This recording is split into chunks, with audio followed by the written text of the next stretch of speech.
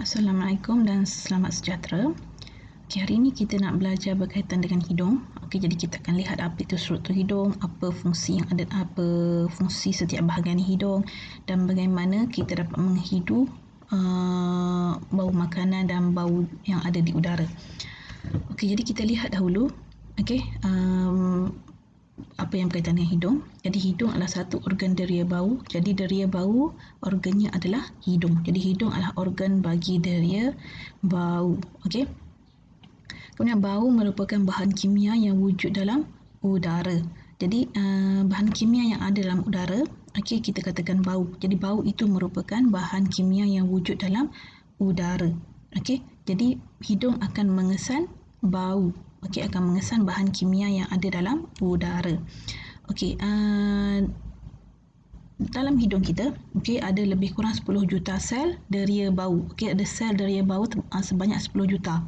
Sel deria ini dia terletak di bahagian atas rongga hidung. Kamu kena ingat, nanti saya akan tunjukkan struktur-struktur hidung dan mana kedudukan sel deria bau ni. Jadi kamu kena ingat dia ada sebanyak lebih kurang 10 juta sel deria bau. Kedudukannya terletak di atas rongga hidung. Apa fungsi sel deria bau? Sel deria bau ni dia halus, dan diseliputi dengan lapisan mukus. Ada lapisan mukus yang menyeliputi sel deria bau. Bahan kimia dalam udara akan melarut dalam lapisan mukus dan merangsang sel deria bau untuk menghasilkan impuls. Jadi bahan kimia yang ada dalam udara, jadi dia akan masuk dalam hidung kita dan dia akan melarut dalam lapisan mukus dan merangsang sel deria bau, dan sel deria bau ini akan menghasilkan impuls. Kita tengok. Saya akan terangkan lebih lanjut nanti. Jadi ini adalah hidung. Jadi hidung, kita ada hidung, kemudian kita ada lubang hidung. Jadi udara dan bersama dengan bersama dengan bahan kimia dalam udara akan memasuki lubang hidung. Jadi ini adalah dalam hidung. Bahagian rongga hidung, kita panggil rongga sebab dia adalah ruang. Ini rongga hidung dan ini adalah bahagian atas rongga hidung. Bahagian atas rongga hidung, dan di bahagian atas inilah terdapatnya sel deria bau. Jadi ini adalah sel deria bau. Jadi ada lebih kurang 10 juta sel deria bau di bahagian rongga hidung. Di bahagian atas rongga hidung ni. Jadi sel deria bau ini merupakan reseptor bau. Dan sel deria bau ini di bahagian bawahnya, bahagian bawah sini, bahagian bawah ini yang bahagian sel deria yang terdedah dalam hidung akan diseliputi oleh mukus. Jadi bahagian sel deria bau yang bahagian bawah ini akan diseliputi oleh mukus. Jadi apa yang berlaku? Apa yang berlaku bila kita menarik, apabila udara masuk ke dalam lubang hidung dan rongga hidung, sel deria bau, bahan kimia yang ada dalam udara tadi akan melarut dalam mukus. Bila dah larut dalam mukus ini, barulah dia akan dikesan oleh sel deria bau, dan sel deria bau ini akan menukarkan bau tadi kepada impuls saraf dan dihantar ke otak. Jadi sel deria bau ini bersambung dengan saraf. Sel deria bau bersambung dengan saraf dan dihantar ke otak untuk ditafsirkan. Jadi bila udara masuk dalam hidung, di sini, bahan kimia dalam udara akan melarut dalam lapisan mukus. Barulah sel deria bau akan dirangsang dan menghasilkan impuls saraf. Kalau hidung tak ada lapisan mukus ataupun hidung kita terlalu kering, kita akan sukar untuk mengesan bau. Jadi lapisan mukus ini perlu dalam rongga hidung. Sebab dia akan melarutkan bahan kimia. Jadi itu sajalah berkaitan dengan hidung. Sekarang kita lihat pula berkaitan dengan lidah. Lidah. Jadi ini adalah lidah manusia.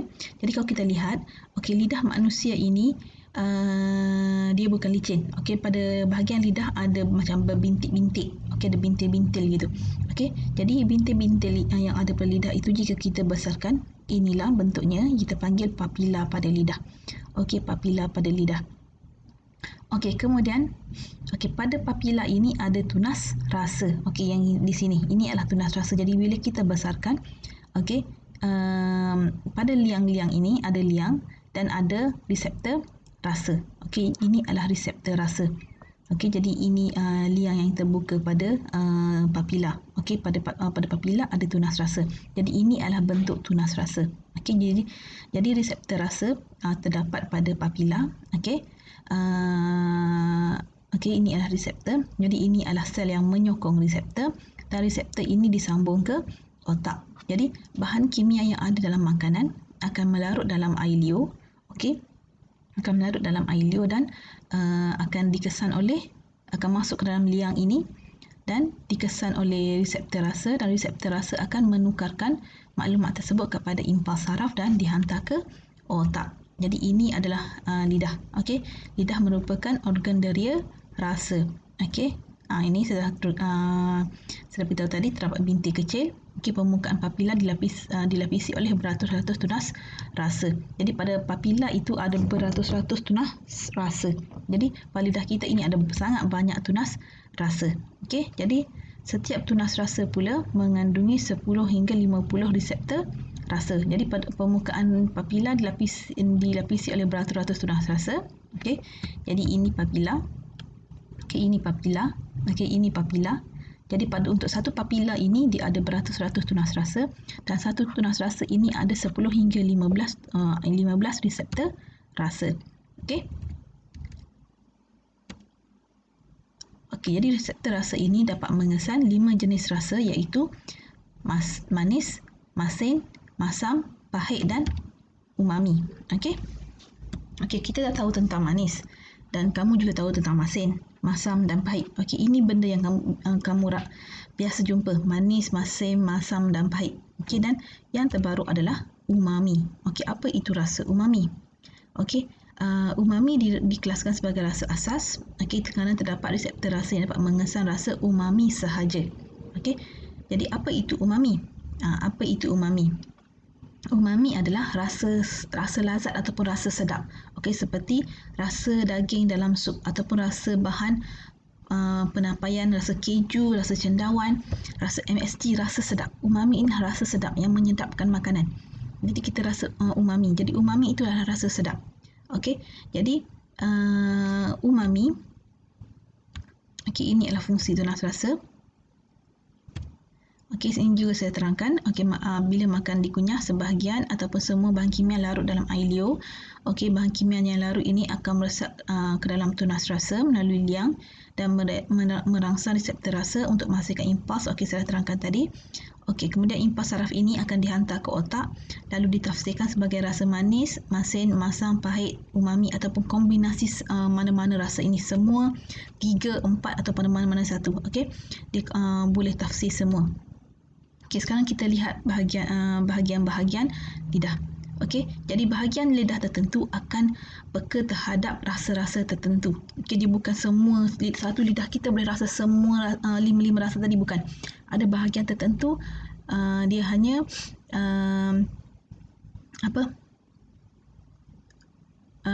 peka terhadap rasa tertentu sahaja. Okey.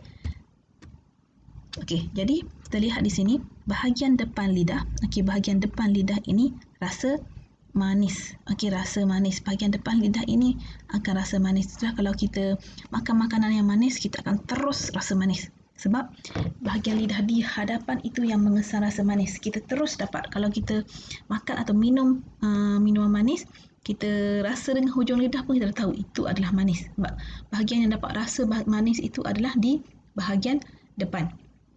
Okey, jadi bila kita dah sampai ke belakang kita tak rasa, tapi bahagian lidah kita bahagian depan itu yang mengesan rasa manis. Kalau di belakang tak dapat kesan rasa manis. Jadi kalau kamu letak manis itu di bahagian belakang, kamu tak akan rasa ianya manis. Okey, boleh? Jadi bahagian manis itu hanya di bahagian hadapan ini sahaja.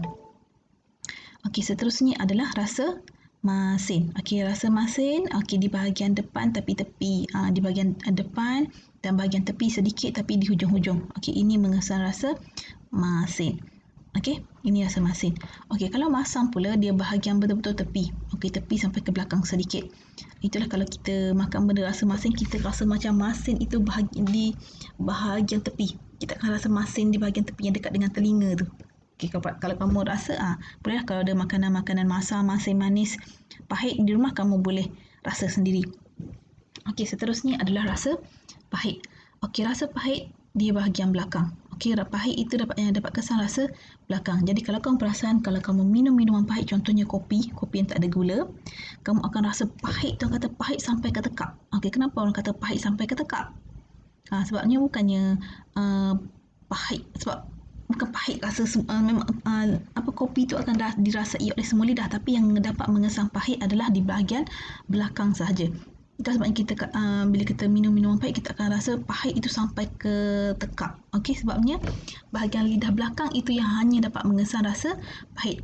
Kalau kamu minum kopi pahit dengan hanya di hujung lidah, kamu tak akan rasa. Bila kamu dah telan, itu baru kamu akan rasa pahit. Okey. Kemudian di bahagian tengah ini pula adalah rasa umami. Jadi apa itu rasa umami? Tadi saya terangkan rasa sedap yang ada dalam makanan. Yang umami lah rasa sedap. Tak boleh nak terangkan macam mana rasa umami. Umami itu rasa sedap. Rasa yang sedap, yang menyedapkan makanan. Rasa sedap. Selain daripada pahit, masam, manis, masin, dia ada umami.